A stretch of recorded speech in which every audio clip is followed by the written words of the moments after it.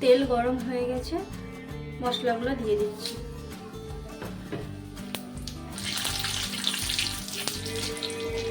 মশলাগুলো দেওয়ার পর একটু নেড়ে নিলাম। এরপর পেঁয়াজ কুচিগুলো দিয়ে দিব।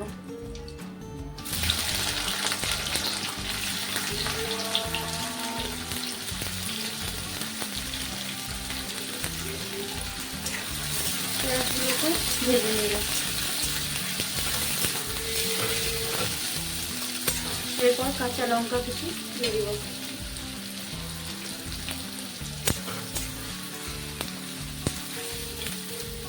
পেঁয়াজগুলো লাল লাল করে ভেজে নেব। পেঁয়াজগুলো অনেকটাই ভাজা হয়ে গেছে, আর একটু লাল লাল করে ভেজে নেব। পেঁয়াজ ভাজা হয়ে গেছে, এবার আদা রসুনের পেস্ট দিয়ে দিচ্ছি। আদা রসুনের পেস্ট দিয়ে ভালোভাবে মশলাটা কষিয়ে দেব।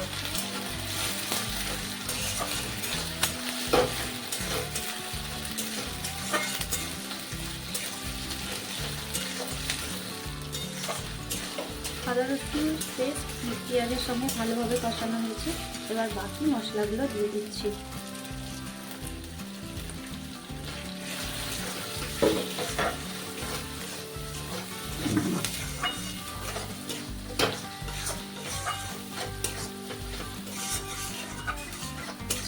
মশলাগুলো ভালোভাবে কষে নিচ্ছি।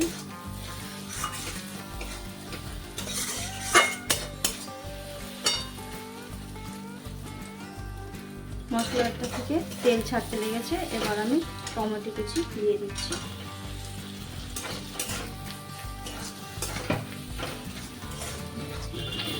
টমেটোগুলো ভালোভাবে মিশিয়ে নিচ্ছি। সামান্য জল দিয়ে দিচ্ছি যাতে মশলাটা তলে না ধরে যায়।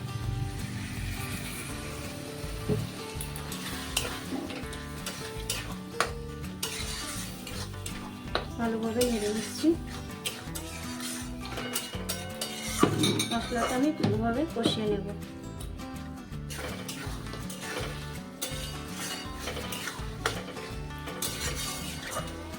এরপর লবণ দিয়ে দিচ্ছি যাতে টমেটো ও পেঁয়াজগুলো ভালোভাবে গলে যায়।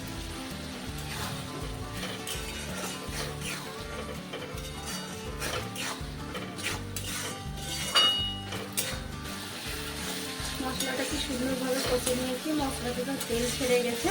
এবার চিকেনগুলো দিয়ে দেবো।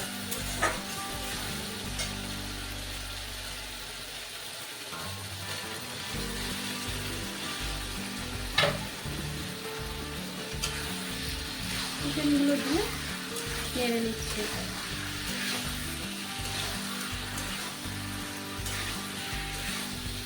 মশলার সঙ্গে ভালোভাবে মিশিয়ে নিচ্ছি যাতে ভালোভাবে চিকেনের মধ্যে ঢুকে যায়।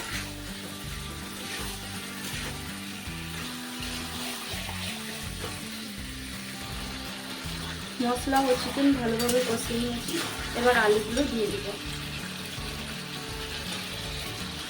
আলুগুলো আমি লাল লাল করে ভেজে নিয়েছি, এটা আপনাদের দেখানো হয়নি।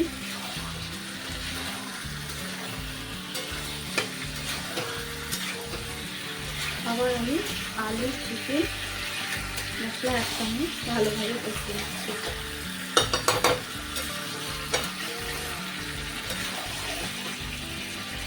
এবার একটু আস্তে আস্তে আলু ও চিকেন কষিয়ে নিয়েছি, এবার ঢাকনা দিয়ে কিছুক্ষণ হতে থাক। চিকেন থেকে জল ছেড়ে গেছে, আবার একটু নেড়ে নিচ্ছি। কালারটা খুব সুন্দর হয়েছে।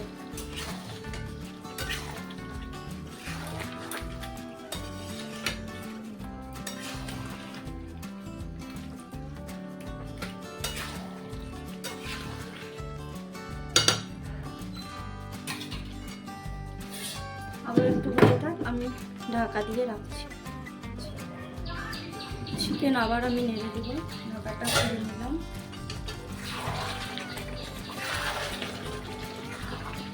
চিকেন থেকে জল বেরিয়ে গেছে।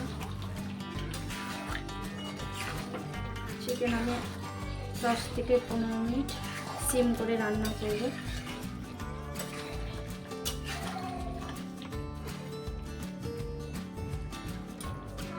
আবার ঢাকা দিয়ে দিলাম।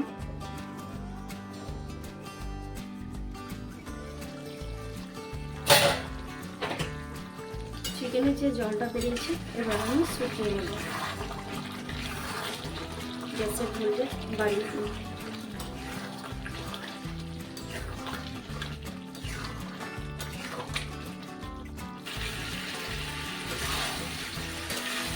চিকেনের জলটা শুকিয়ে গেছে, তেল ছেড়েছে, খুব সুন্দরভাবে কালারটাও খুব সুন্দর হয়েছে।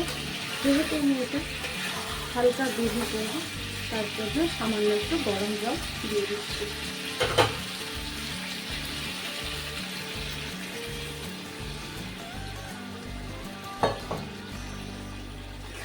গরম জল দেওয়ার পর তাকে নেড়ে নিয়ে আমি সামান্য কিছুক্ষণ ঢেকে রাখবো।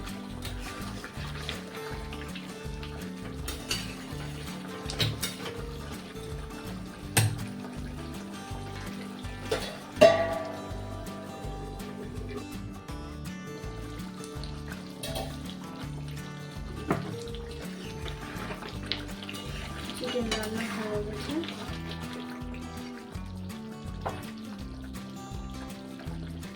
আলুটাও খুব সুন্দরভাবে গলে গেছে, চিকেনও হয়ে গেছে।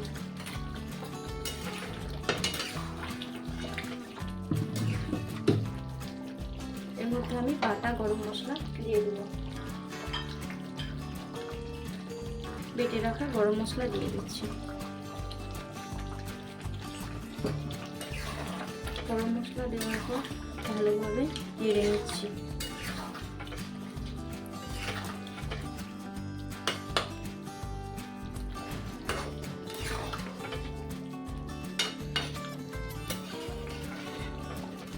একটু ফুটে গেলে নামিয়ে নেব। আমার চিকেন রান্না রেডি হয়ে গেছে। উপর থেকে কয়েকটা কাঁচা লঙ্কা চেরা দিয়ে দিয়ে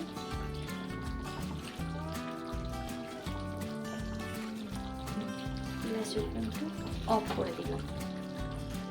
রান্নাটা কেমন হয়েছে আপনারা অবশ্যই জানাবেন।